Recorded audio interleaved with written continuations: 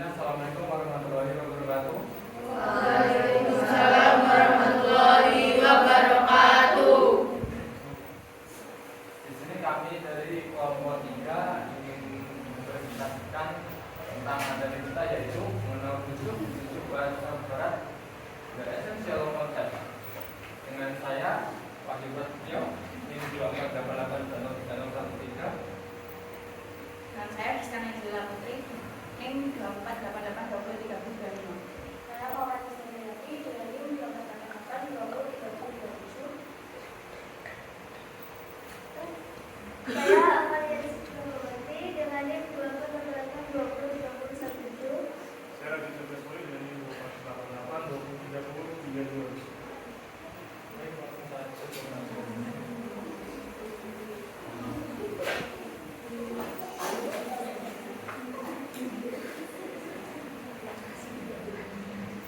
Yang pertama yaitu mengangkat filsafat barat. Filsafat barat itu tradisi yang berpikir yang berkembang di kawasan Eropa, terutama pada Yunani kuno. Dalam tradisi barat, filsafat bukan hanya berpikir rumit, tetapi juga tentang cara mempertanyakan segala sesuatu secara kritis, mendalam, dan sistematis.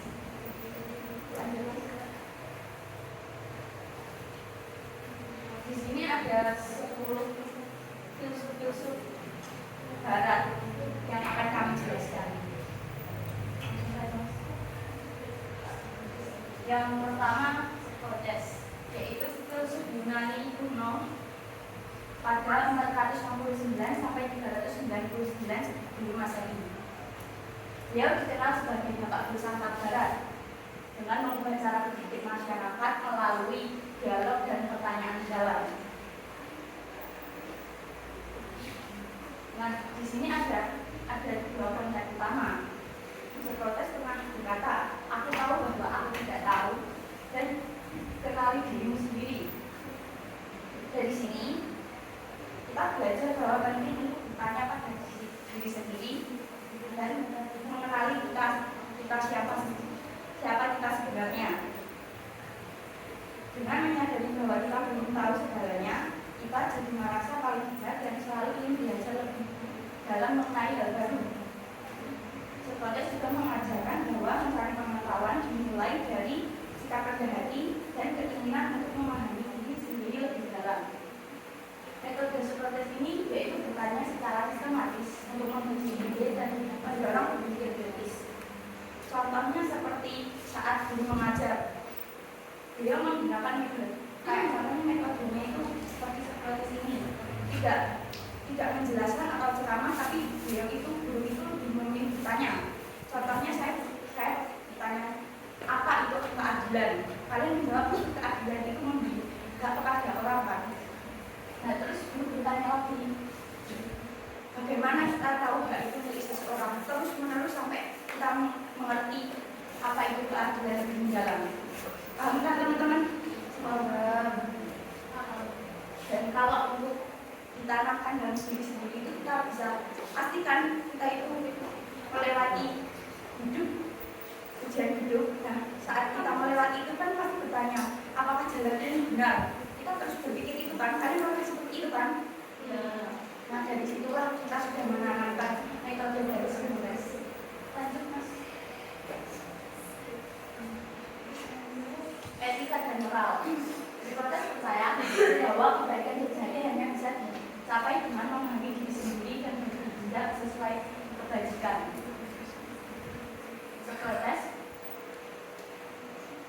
Bagi Socrates, filsafat bukan teori, tapi cara menjalani hidup yang penuh pertanyaan dan refleksi diri. Aktivitas dan warisan dari Socrates yaitu sebelumnya Socrates itu sering sekali ke pasar Agora, yaitu pasar yang berada di Athena. Beliau ini sering mengajak masyarakat di sana berdialog kritis, berpikir tentang filsafat. Namun sayangnya beliau dihukum mati oleh negara Athena, itu merusak moral anak muda dan tidak mempercayai dewa-dewa di kota. Beliau dihukum mati dengan meminum racun hemblok pada usia 70 tahun. Dan beliau ini tidak pernah menulis. Semua ajarannya diketahui melalui murid-muridnya, terutama Plato.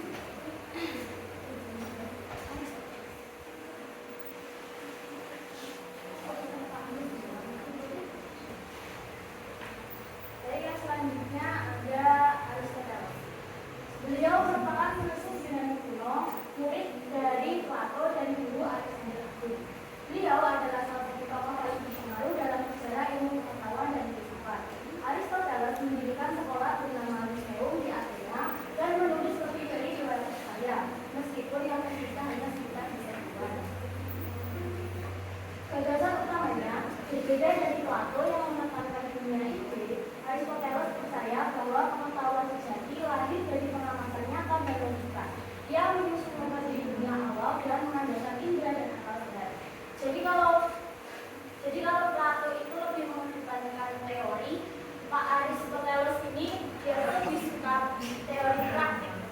Jadi langsung turun ke lapangan dan menjawab. Kemudian kontribusinya yang pertama ada silogisme, yaitu dasar logika formal. Silogisme ini adalah cara berpikir yang runut dan masuk akal. Kita mulai dari pernyataan dulu, lalu pernyataan khusus, dan terakhir kita tarik kesimpulannya. Misalnya, kita tahu bahwa semua manusia itu pasti mati. Ini termasuk dari pernyataan umum. Kemudian pernyataan khususnya, Rani adalah manusia. Maka itu semua bisa kita tarik kesimpulan bahwasanya karena Rani termasuk manusia, jadi Rani pasti mati. Inilah dasar dari logika formal yang masih dipakai sampai saat ini, bahkan dalam debat ataupun di bidang hukum. Kemudian yang kedua ada ilmu biologi, yaitu awal taksonomi hewan. Kita kan pernah belajar IPA tentang hewan vertebrata dan invertebrata. Nah, itu adalah akar dari pikiran Pak Aristoteles sendiri. Kemudian etika, yaitu hidup seimbang menuju eudaimonia. Eudaimonia ini adalah kebahagiaan yang utuh. Caranya yaitu dengan hidup seimbang, tidak berlebihan dan tidak kekurangan. Beliau menyebut ini sebagai jalan tengah atau middle way. Contohnya sehari-hari yaitu berani itu baik, tapi terlalu berani itu tidak baik dan terlalu mengecut itu juga tidak baik. Jadi beraninya itu pas di tengah-tengah. Dan itulah yang disebut dengan kebajikan. Kemudian metafisika, penggerak tak bergerak. Pak Aristoteles ini pernah bertanya-tanya, apa penyebab pertama dari semua gerakan di alam semesta ini? Kemudian beliau menemukan jawabannya, yaitu ada satu entitas yang menggerakkan segalanya, tapi tidak digerakkan oleh apapun. Contohnya, kalau kita melihat bola bergerak itu pasti kan ada yang menendang atau tidak, ada yang menggelindungkan, pokoknya ada yang menggerakkan. Nah, terus siapa yang menggerakkan alam semesta ini? Pertama kali. Nah, itulah yang menurut Pak Aristoteles ini penggerak tapi tak bergerak, atau sering dianggap ini mirip-mirip dengan teori ketuhanan. Kemudian filsafat politik, manusia adalah makhluk politik. Pak Aristoteles percaya bahwa manusia tidak bisa hidup sendiri. Jadi ia selalu mencari komunitas, organisasi, atau bahkan negara. Karena itu katanya manusia adalah makhluk politik. Ya, contohnya sehari-hari kita kan nggak bisa hidup sendiri. Kita tergabung dalam keluarga, sekolah, kampus, organisasi, bahkan kita tergabung dalam sebuah negara. Nah, itu menunjukkan bahwasanya manusia ini adalah makhluk sosial dan politik. Baik, itu saja akan berita dan Mas.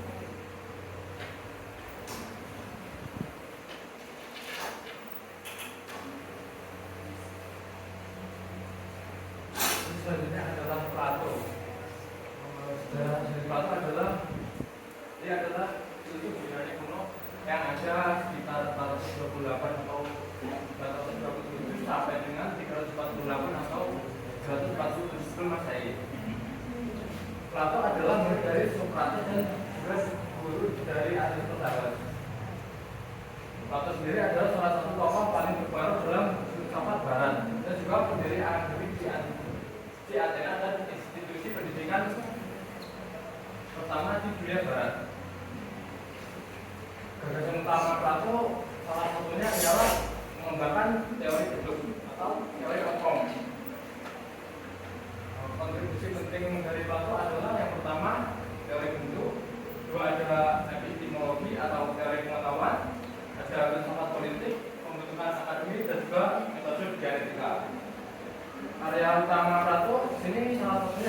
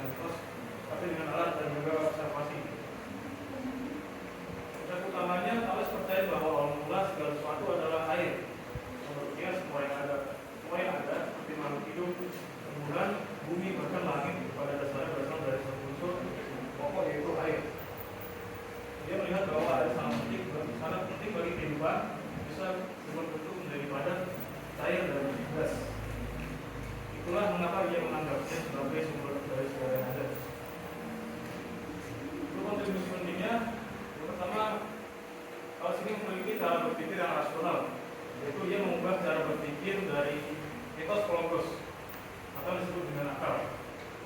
Ini adalah langkah awal dalam sejarah filsafat dan juga sains. Yang kedua, filsafat alam. Alam adalah kelompok yang dalam menanyakan dari mana asal segala sesuatu dan menjawabnya dengan penjelasan natural bukan mitologis. Yang ketiga, astronomi dan matematika. Dia dikenal pernah memperkirakan gerhana matahari dan mengenalkan geometri Mesir ke Yunani. Salah satu teori Yunani menyatakan segitiga dengan diameter sebagai salah satu sisinya selalu membentuk siku-siku. Dan terakhir, etika dan kebijaksanaan. Termasuk dalam 7 orang bijak Yunani, Thales juga dikenal sebagai orang bijak dalam hidup sederhana dan konservatif. Ini akan disampaikan.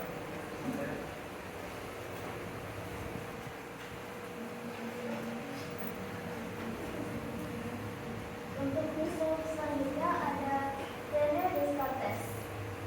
René Descartes lahir pada tahun 1596 dan wafat pada tahun 1650. René Descartes juga disebut sebagai bapak filsuf modern. Untuk konsep utama yang dicetuskan yaitu cogito ergo sum, yang berarti aku berpikir maka aku ada. Maksud dari konsep tersebut adalah bahwa keberadaan manusia bisa dibuktikan lewat kemampuannya berpikir. Lalu Descartes berkontribusi penting. Yang pertama ada metode peraguan, melakukan semua hal untuk menemukan kebenaran. Percaya bahwa dengan mempertanyakan apa yang kita lihat dan yang kita rasakan, kita bisa sampai pada pengetahuan untuk menemukan kebenaran yang bisa dipercaya. Selanjutnya ada dualisme jiwa dan tubuh. Pikiran dan tubuh adalah dua substansi yang berbeda. Ini karena pikiran atau jiwa dan tubuh itu dua hal yang berbeda. Pikiran itu termasuk fisik dan tubuh adalah fisik. Konstitusi yang lain ada rasionalisme atau pengetahuan sendiri berasal dari akal bukan tindak. Jadi Descartes memiliki karya yaitu Meditation of Christ Philosophy. Nah, buku ini menjelaskan bagaimana berpikir dan kemampuan kita bisa membimbing seseorang menuju kebenaran. René Descartes mengungkapkan bahwa keraguan adalah jalan menuju kepastian. Terus selanjutnya bersama dengan Sebelumnya kalian kenal nggak sih Isaac Newton siapa? Pasti tahu ya. Yang itu ceritanya aku jadi lupa Newton itu. Ya, yaitu ilmuwan Inggris yang menggabungkan matematika dan observasi untuk memahami hukum alam, dan dia dianggap tokoh sentral dalam revolusi ilmiah pada abad ke-17. Gagasan utamanya adalah hukum gravitasi universal. Semua benda saling tarik menarik berdasarkan massa dan jaraknya. Dan tiga hukum gerak yang mendasari seluruh mekanika klasik yang masih dipelajari hingga sampai sekarang. Naturalisme ilmiah. Alam semesta bisa dipahami secara rasional dan teratur, bukan hanya berhubungan dengan hal-hal mistis atau gaib. Kontribusi Isaac Newton yaitu membentuk dasar empirisme ilmiah, bahwa pengetahuan harus berdasarkan observasi dan eksperimen, bukan hanya logika.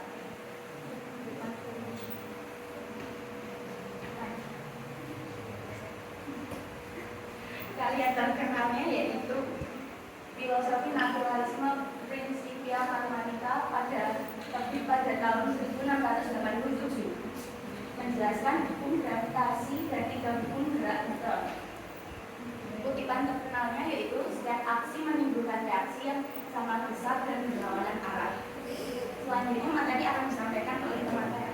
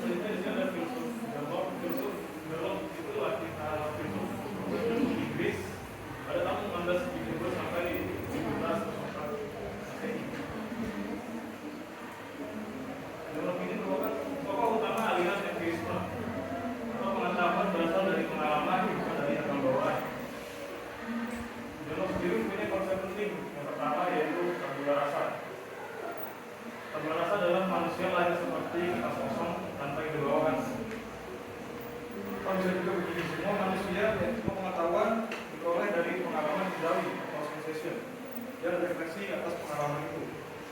Yang kedua, pengetahuan terbentuk melalui pengalaman manusiawi dan refleksi. Yang ketiga, menolak konsep kebudayaan atau ideas.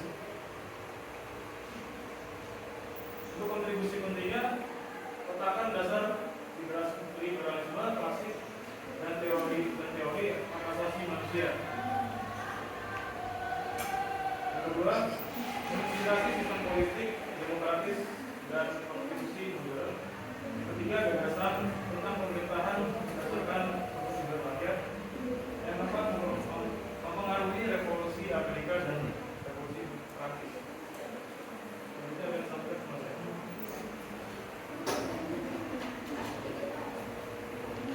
Baik, selanjutnya adalah Jean-Jacques Rousseau.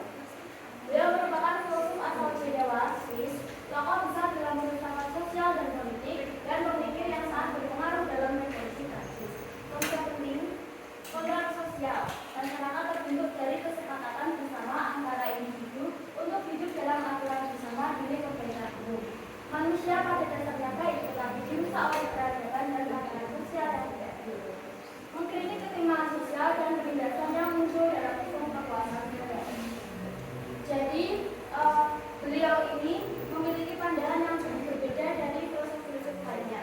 Menurut beliau, manusia ini pada dasarnya lahir baik, nggak serakah, nggak jahat, baik hati, sampai tidak sombong, pokoknya kalau dan damai. Tapi semua itu menjadi rusak karena manusia masuk ke dalam sistem sosial yang timpang. Ada yang menjadi kaya, ada yang kaya banget, ada yang menjadi miskin, ada yang miskin banget. Dan yang kuat itu menindas yang lemah. Makanya beliau bilang, untuk hidup damai dan adil, kita perlu membuat sebuah kesepakatan bersama, semacam kontrak sosial. Intinya, semua orang rela menyerahkan sebagian kebebasannya demi aturan bersama yang adil bagi semua.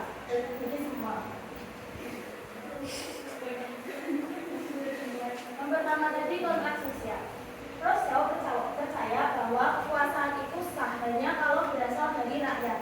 Jadi pemerintah itu bukan penguasa mutlak, tapi perwakilan dari kehendak umum. Contohnya sistem pemilu. Rakyat kan memilih pemimpin. Kemudian pemimpin yang sah itu pemimpin itu sah karena dipilih oleh rakyat. Kalau pemimpin melanggar kehendak rakyat, rakyat punya hak untuk menuntut perubahan. Inilah cikal bakal demokrasi modern. Kemudian kontribusi pentingnya menjadi inspirasi ideologis revolusi Prancis, khususnya semboyan liberté, égalité, fraternité. Mempengaruhi teori politik modern tentang demokrasi, kedaulatan rakyat dan hak sipil. Pemikiran Rousseau menjadi dasar bagi perkembangan pendidikan modern, filsafat politik radikal dan gerakan kebebasan. Jadi revolusi Prancis dan demokrasi. Pemikiran Pak Rousseau ini sangat berpengaruh dalam revolusi Prancis.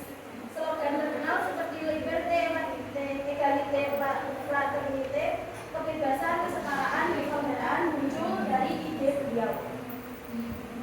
Contohnya, kita bisa lihat pemikiran Rousseau ini hidup dalam konstitusi negara-negara Inggris, yaitu adanya hak pilih, kebebasan berpendapat, dan kesetaraan di hadapan hukum.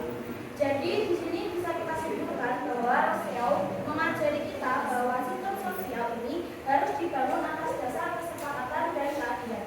Kalau tidak adil, maka sistem itu bisa diperbaiki atau bahkan diganti demi kebaikan bersama. Baik, selanjutnya akan diterangkan.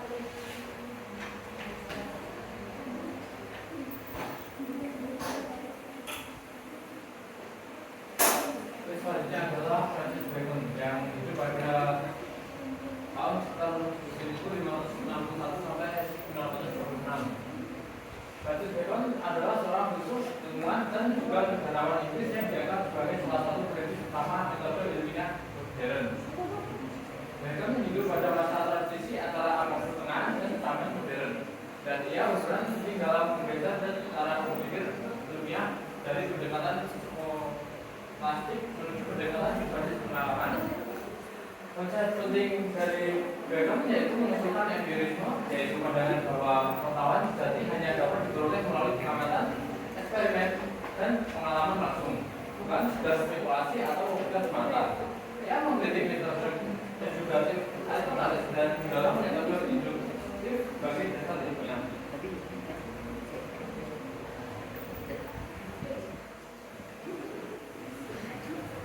Kontribusi penting dari Francis Bacon salah satunya ada menentukan dasar bagi metode ilmiah induktif yang menjadi fondasi penelitian modern. Yang kedua ada menekan pentingnya pengumpulan data secara sistematis dan eliminasi prasangka atau gejala pikiran. Untuk yang ketiga ada mengajak manusia untuk menguasai alam bumi, kemajuan dan kemaslahatan.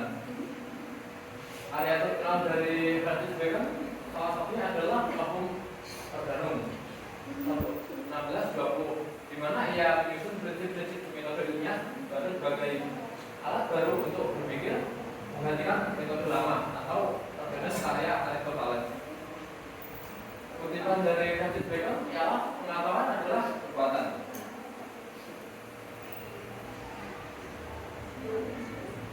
Oke, selanjutnya ada sesi tanya jawab.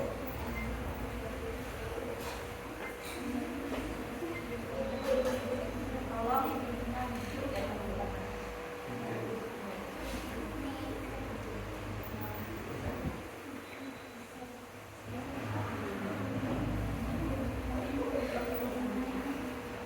Nanti kita mau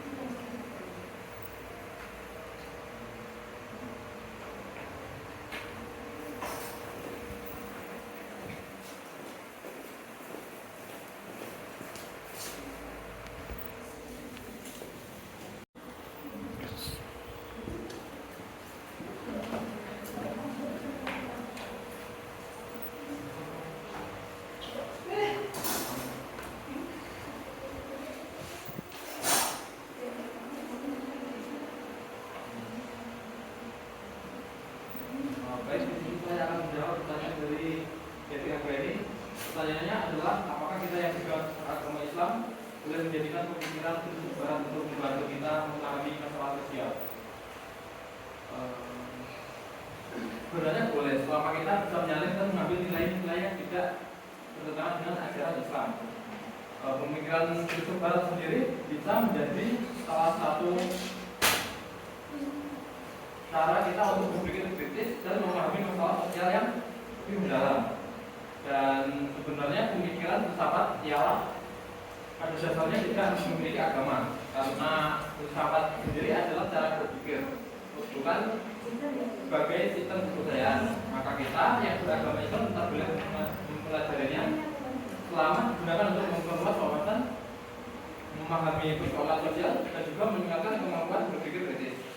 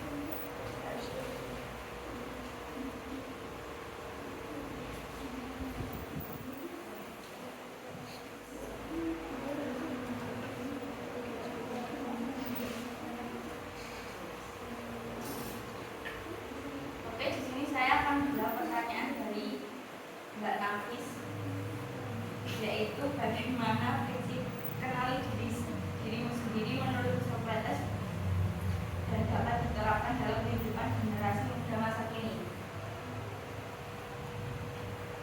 Di era modern seperti ini kan banyak sosial media yang menjumuskan berita hoax seperti itu.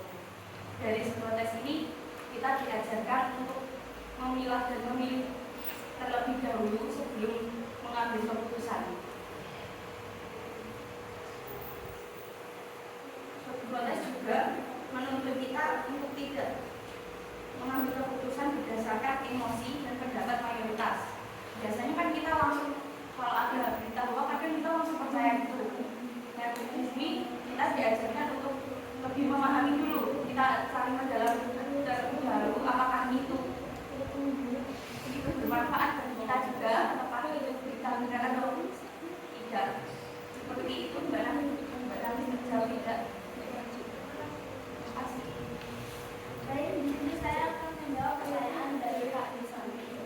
Mengapa Socrates memilih menerima hukuman mati daripada melarikan diri? Apa nilai filsafat yang bisa dipetik dari keputusan itu? Jadi jawabannya adalah karena Socrates memilih menerima hukuman mati ini karena dia memegang teguh prinsip keadilan dan kebenaran yang beliau ajarkan. Bagi Socrates, melarikan diri berarti mengkhianati nilai-nilai yang selama ini ia perjuangkan. Dia percaya bahwa hidup yang baik adalah hidup yang dipandu oleh kebajikan dan akal sehat. Jika dia melarikan diri, maka ia justru mencemari nilai-nilai itu sendiri. Dia akan menjadi contoh yang buruk bagi murid-muridnya dan masyarakat. Nah, nilai filsafat yang bisa dipetik dari keputusan ini adalah bahwa filsafat bukan hanya soal berpikir, tapi juga soal keberanian untuk hidup dan mati sesuai prinsip.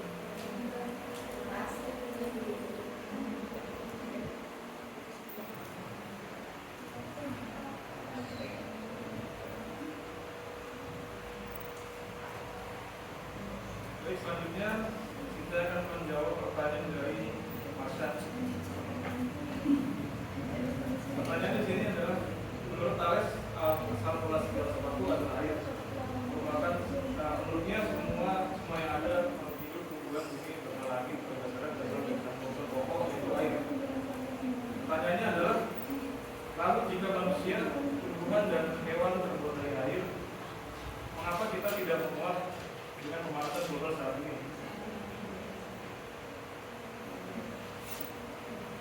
Dan jawabannya adalah memang benar bahwa sebagian besar tubuh manusia tersusun dari air. Tapi air itu tidak bisa berdiri sendiri, melainkan terikat dalam sel-sel dan jaringan tubuh. Selain itu manusia juga punya mekanisme alami seperti minat, dan pengaturan suhu agar tidak kehilangan cairan secara berlebihan.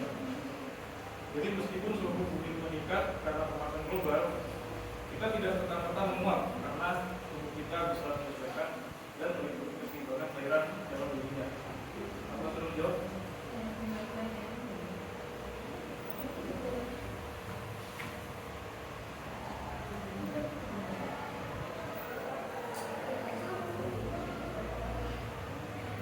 Baik, saya akan menjawab pertanyaan dari Mbak Nadia.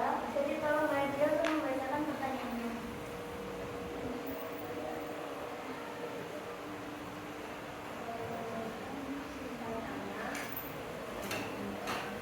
Bagaimana pemikiran Lisbeth mempengaruhi cara kita memahami kebenaran dan realitas ini? Baik, pemikiran Lisbeth mempengaruhi cara kita memahami kebenaran dengan menekankan pentingnya berpikir kritis dan rasional.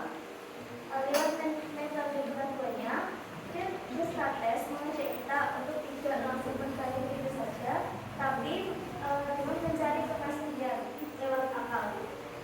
Tadi Descartes telah mencetuskan konsepnya, yaitu aku berpikir maka aku ada. Nah, itu menunjukkan bahwa kesadaran berpikir adalah dasar utama dari kebenaran. Cara ini sangat relevan untuk saat ini karena apalagi untuk di era reformasi, karena membantu kita membedakan mana fakta dan mana yang hanya asumsi atau hoax.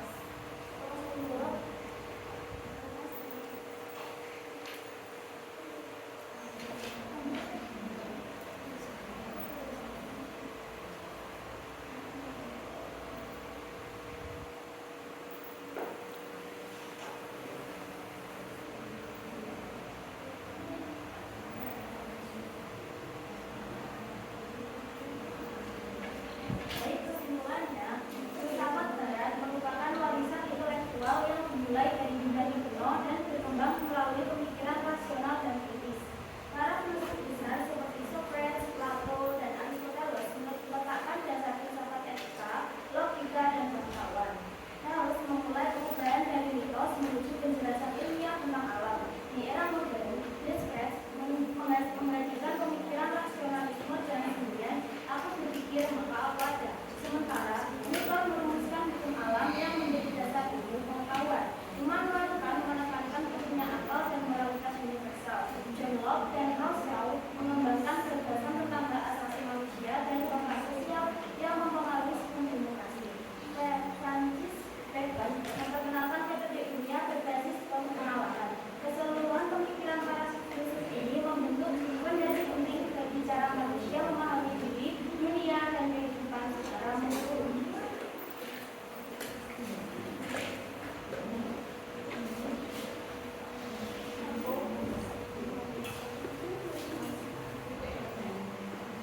Baik, yang materi presentasi dari kami ada soal dan kurangnya kami mohon maaf. Assalamualaikum warahmatullahi wabarakatuh.